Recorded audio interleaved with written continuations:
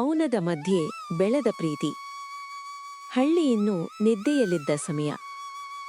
ಅರಳದ ಹೂವಿನಂತೆ ಮೌನವಾಗಿ ಬೆಳಗಿನ ಜಾವ ಮನೆ ಮೇಲೆ ಕುಳಿತಿತ್ತು.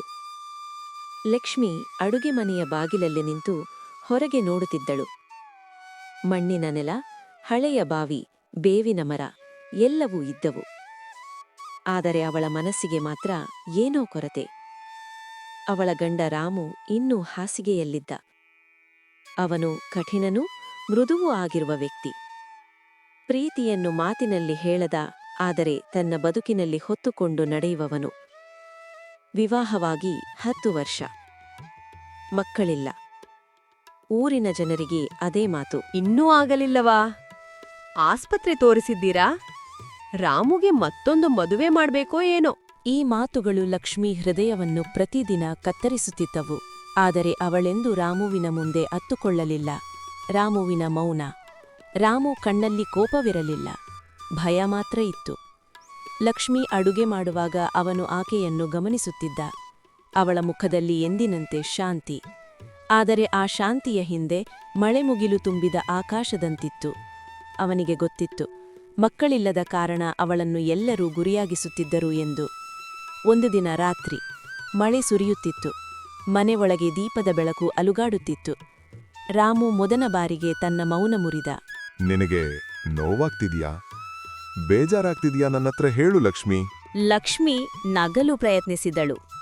ನೋವಿದ್ರೂ ಹೇಳಿದ್ರೆ ಕಡಿಮೆ ಆಗುತ್ತಾ? ಅದನ್ನ ಅನುಭವಿಸಲೇಬೇಕಲ್ವಾ? ಆ ಕ್ಷಣದಲ್ಲಿ ರಾಮುವಿನ ಕಣ್ಣು ತುಂಬಿತು. ಆದರೆ ಅವನು ಅತ್ತುಕೊಳ್ಳಲಿಲ್ಲ. ಮರುದಿನ ರಾಮು ಒಬ್ಬನೇ ಪಟ್ಟಣಕ್ಕೆ ಆಸ್ಪತ್ರೆಗೆ ಹೋದ. ಅಲ್ಲಿ ವೈದ್ಯನು ಶಾಂತವಾಗಿ ಹೇಳಿದ ಮಾತು, ರಾಮು, ಸಮಸ್ಯೆ ನಿನ್ನಲ್ಲಿದೆ. ಆ ಕ್ಷಣದಲ್ಲಿ ಅವನೊಳಗೆ ಏನೋ ಮುರಿದು ಬಿದ್ದಿತು. ಆದರೆ ಅವನು ಹೊರಗೆ ಬಲವಾಗಿ ನಿಂತ. ಹಳ್ಳಿಗೆ ಮರಳಿದ ಮೇಲೆ ಲಕ್ಷ್ಮೀ ಮುಖ ನೋಡಿ ಅವನೊಂದು ನಿರ್ಧಾರ ಮಾಡಿದ. ಈ ಸತ್ಯವನ್ನು ಅವಳಿಗೆ ಎಂದಿಗೂ ಹೇಳಬಾರದು. ಅವಳ ಮೇಲೆ ಬರುವ ದೋಷವನ್ನು ತಾನು ಹೊತ್ತುಕೊಳ್ಳುತ್ತೇನೆ ಎಂದು.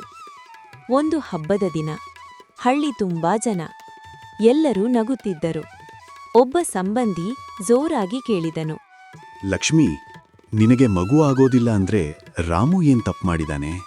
ಲಕ್ಷ್ಮಿ ತಲೆ ತಗ್ಗಿಸಿದಳು. ಆ ರಾತ್ರಿ ಅವಳು ತುಂಬಾ ಬೇಜಾರಿನಲ್ಲಿದ್ದಳು.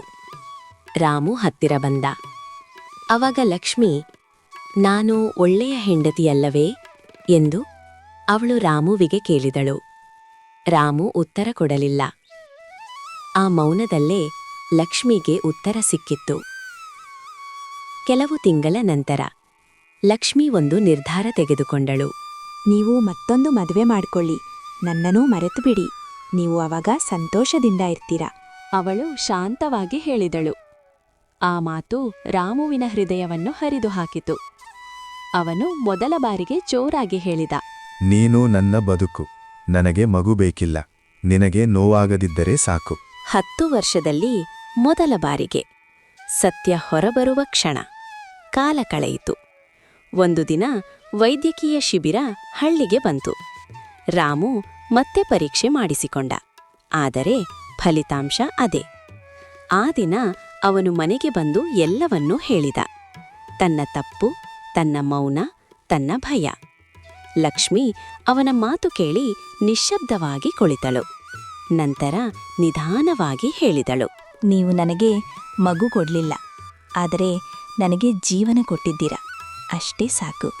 ಅವಳ ಕಣ್ಣಲ್ಲಿ ನೋವಿರ್ಲಿಲ್ಲ, ಗಾಢವಾದ ಪ್ರೀತಿ ಇತ್ತು. ಇದು ಪ್ರೀತಿಯ ಹೊಸ ರೂಪ. ಅವರಿಗಿಂದು ಮಕ್ಕಳಿಲ್ಲ, ಆದರೆ ಅವರ ಮನೆಯಲ್ಲಿ ಮೌನ ಇಲ್ಲ. ಅನಾಥ ಮಕ್ಕಳಿಗೆ ಪಾಠ ಹೇಳುತ್ತಾರೆ. ಹಳ್ಳಿ ಮಕ್ಕಳಿಗೆ ಅಪ್ಪ ಅಮ್ಮರಾಗಿದ್ದಾರೆ. ಅವರ ಪ್ರೀತಿ ಒಬ್ಬರೊಬ್ಬರಲ್ಲಿ ಜೀವಂತವಾಗಿದೆ.